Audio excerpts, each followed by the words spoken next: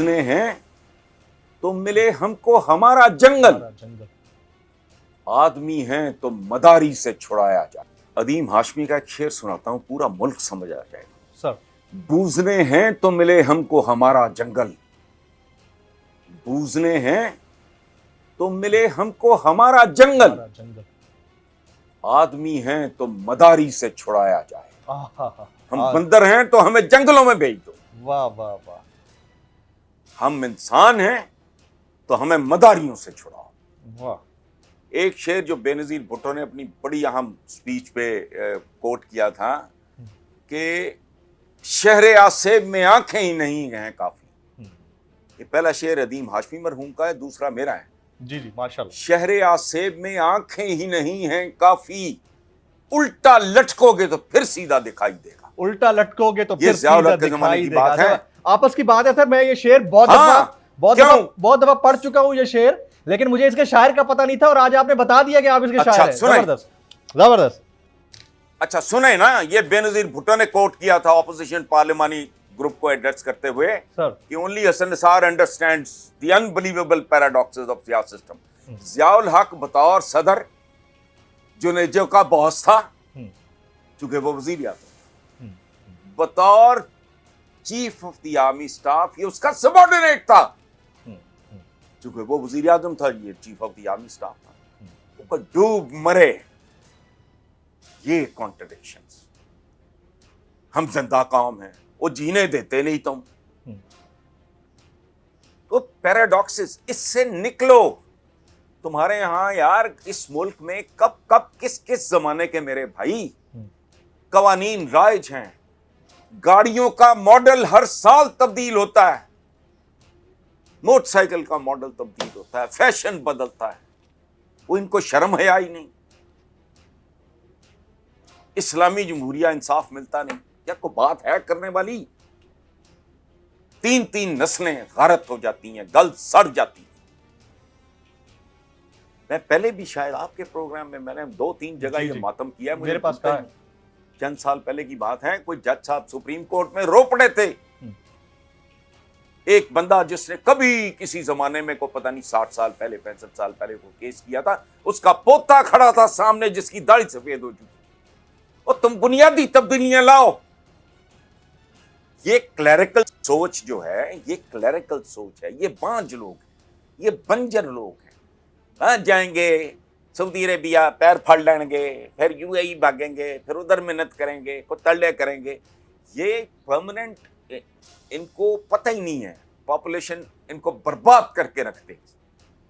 ये सीधे भी हो जाएं तो सीधे नहीं हो सकेंगे, लेकिन नहीं, लॉन्ग टर्म ख्वाब ही कोई नहीं। जो है वो अपनी दिहाड़ियां या दिहाड़े लगाने के लिए आता है। वो प्राइम मिनिस्टर हाउस में एक और तस्वीर का इजाफा चाहता है, मेरी भी लगता है।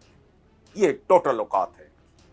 इनको अपनी कॉन्ट्रडिक्शंस का, इनको ये नहीं पता कि जिस जनरेशन ने, भाई मेरे ये सादा बातें हैं, जिस जनरेशन ने 15 साल बाद ये मुल्क संभालना है, आज वो 5-10 साल के उनकी औकात क्या है। क्वालिटी एजुकेशन उनके करीब से नहीं गुजरी। मकरूज कोई बच्चा अपने तौर पे ब्रिलियंट हो, क्रिएटिव हो, मेहनती हो, दैट इज डिफरेंट।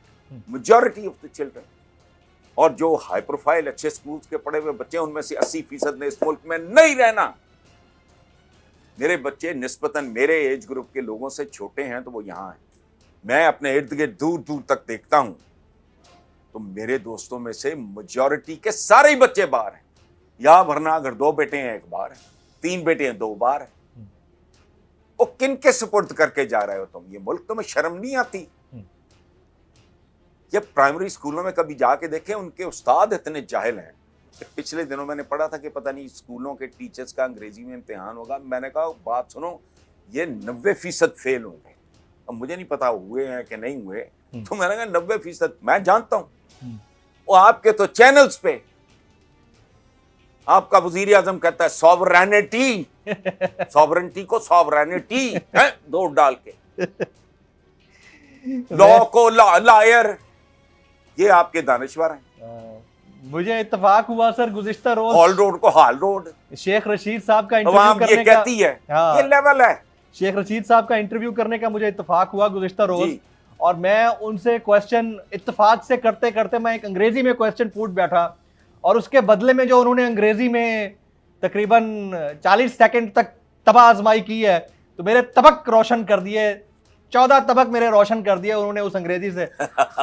तो ये वो शख्सियत है जो पाकिस्तान के पार्लियामान के अंदर सबसे, और मैं मुंह पे हाथ रख के सिर्फ हंसे जा रहा था, दबी हुई हंसी थी मेरी। मैंने कहा मैं क्या बोलूं अब इसके आगे, गलती हो गई मैंने कहा मुझसे कि मैंने अंग्रेजी में सवाल कर दिया। हमारे यहाँ तो हमारा आलिम ये नहीं चाहता कि अंग्रेजी कोई पढ़े। जाते हैं, ये पता नहीं हम किस दुनिया में रह रहे हैं सर, ये सवाल है। अच्छा नहीं, मैं देखें मैं कहता हूं अपने गिरेबानों में झांक लेते हैं। अवाम ये कहती है, अवाम ये करती है, कहते तो हैं भाई आम आदमी कभी सुना है किसी ने कहा हो आम आदमी ये करती है, आम आदमी ये चाहती है? अच्छा कभी अपने टिकट देख लो, बंदा हैरान रह जाता है। और जाहिर है आजकल मोस्टली तो रिक्रूट जो बच्चे किए जाते हैं मैथ कम्युनिकेशन पढ़े हुए बच्चों का हम बाहर लगा हुआ है, उनकी इमला, उनके हिज्जे, उनका तलफ़ुज़ वही ठीक नहीं है। तो ये इनके इश्यूज नहीं है, ये डंग टपाओ, इधरों पैसे ठग लाओ, इधरों माफी ले लाओ, उधरों मिन्नत कर लाओ। तो सवाई मिन्नत कर लेगी, ये हुक्मरान है कौन? वो सराजुल हक साहब का परसों तरसों बयान था, मैंने प्रोटेस्ट किया है कि वो कशकोल भी पुराना, गदागर भी। मैं लगा ना, ये गदागर नहीं है, कशकोल भी पुराना है, ये लोग ये गदागर नहीं है, ये तो पदमपति हैं डॉलरों में, ये गदागर साज हैं। इन्होंने हमें रेडियो पे डाल दिया, भूख नंग हमारी बेचते हैं ये बाहर। इन्होंने 20-22 करोड़ बंदा रेडियो पे, जैसे यहाँ पेशावर सफाक लोग नहीं होते जो अगवा करके बच्चे या लोग उनके हाथ पांव तोड़ के, तो रेडियो पे ये डिप्लॉयमेंट होती है शहर में, पता है मुझे। मैंने सदाकत के ज़माने में एक फीचर कराया था, ये एक माफिया है, वो सवेरे सवेरे मुख्तलिफ जगहों पे डिप्लॉयमेंट होती है, वो छोड़ जाते हैं औरतों मर्दों बंदों को और शाम को ले जाते हैं।